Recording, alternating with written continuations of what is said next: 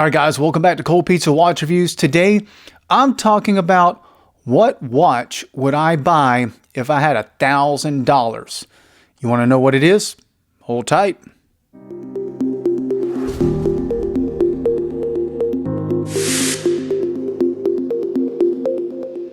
All right, guys, welcome back to Cold Pizza Watch Reviews. Today, I'm talking about what watch would I buy if someone just handed me a $1,000 gift card today and said, look, you can only use this on a watch. Well, I've got three in mind, and I'm going to talk about them today, and at the end, I'm going to tell you which one is my favorite.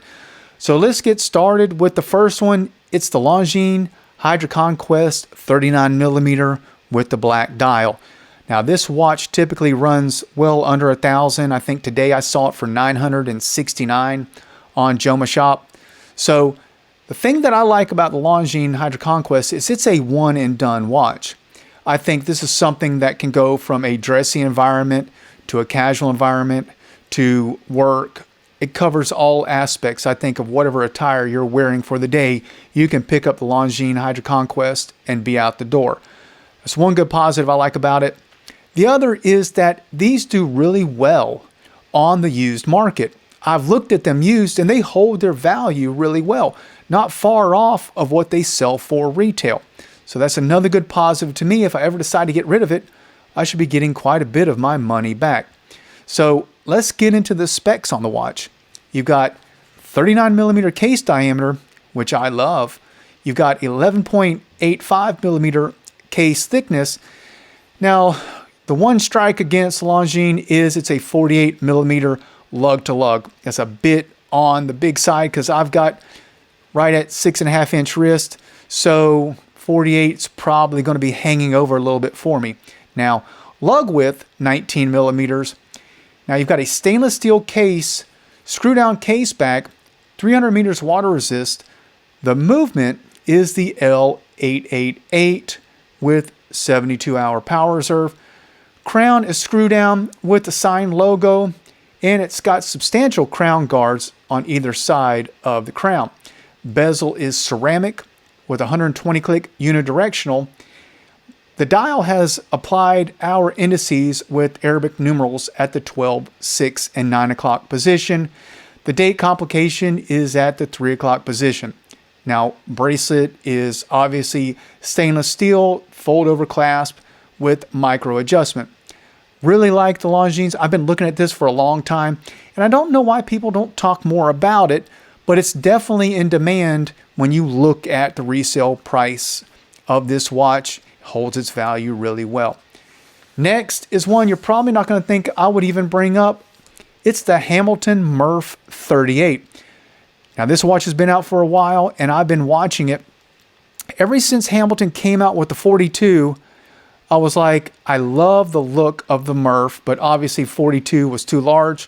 When they came out with the 38 and I saw the price was coming down, right now they run around $750 to $800 depending.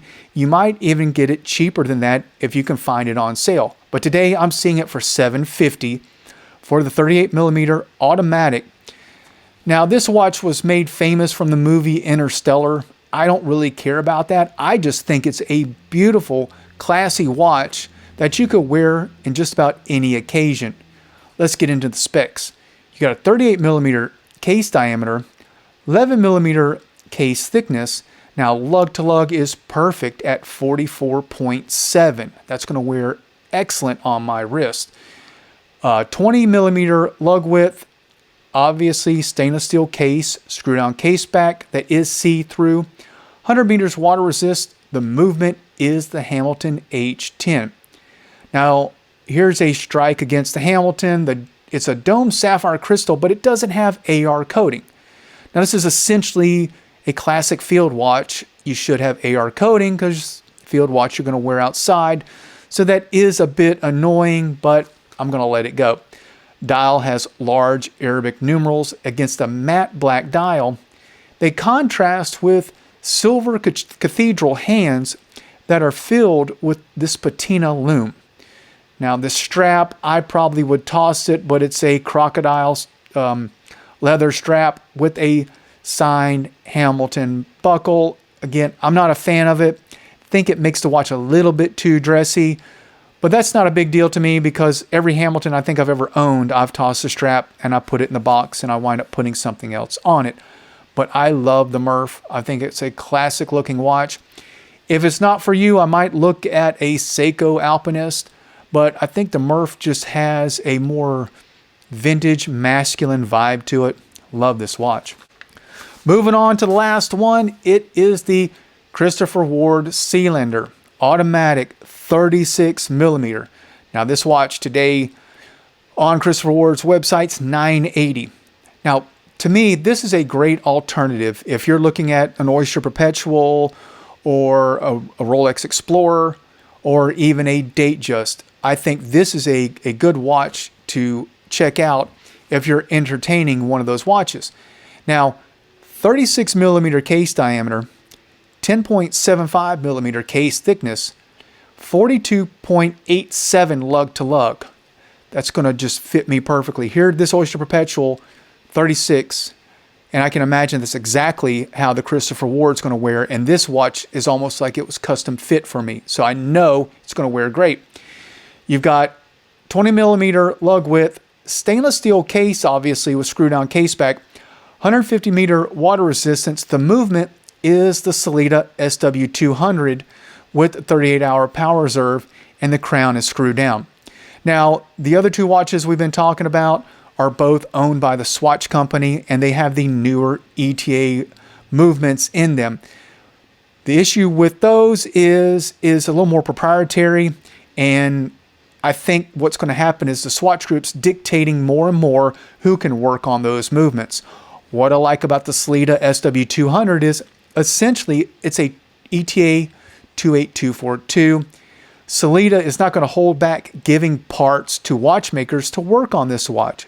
So I like that it is an open movement that will be allowed to be worked on by just about any watchmaker. So that's good. And I've had the SW200 and they perform really well. So I'm really going to give some check marks to Christopher Ward for using the Sealander SW200. The crown is screwed down. The bezel is polished. The dial is black with applied indices.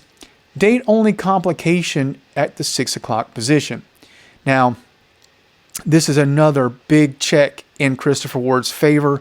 I love what they did with this bracelet. Obviously, stainless steel bracelet signed with the Christopher Ward logo.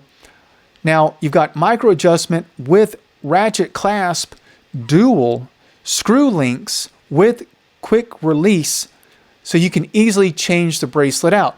That's one problem that I have with this Rolex. If I want to take this bracelet off, you got to be so careful not to scratch the case, not to scratch the bracelet, because it's not easy to take this bracelet off. The fact that Christopher Ward has already thought that out, and they put a great package together in this bracelet. Now, if you've watched my other video on Artem straps, I talk about how I can't stand watch manufacturers cheaping out on straps and bracelets. I feel Christopher Ward put some money into this bracelet, and I really like it. Now, what do you think? Which one do you feel I would pick out of these three? Yes, the Christopher Ward. I think bang for the buck. I think what you get, I'm getting a watch I don't have to buy another bracelet for. I know I'm going to like this. I know it's going to fit perfectly. I love the movement. Christopher Ward has proven himself, holds value really well. And the thing that I like about Christopher Ward is they're controlling their pricing. So you're not going to lose a lot of money if you do decide to resell it. But to me, this is a great alternative to an Oyster Perpetual or to an Explorer. This is an awesome size for me. If you're looking for something in that 36 to 38 millimeter, I think you can't beat Christopher Ward for what they're offering right here. It's a beautiful watch, classy. Wear it. It's again another one and done watch. You could wear this just about any occasion. Let me know which one would you pick. Now, out of these three, you got to pick one. And nothing against the Longines, except that it's just a little bit too large for my wrist. If they would bring that case diameter down a little bit and the lug to lug down a little bit, I've got no problem with any of these watches. I really like all three of them. But what would fit me the best, and someone just handed me $1,000 today, and that's all I got, I'd be buying the Christopher Ward. Guys, let me know what you think in the comments below. And as always, I appreciate you tuning in to Cold Pizza Watch Reviews.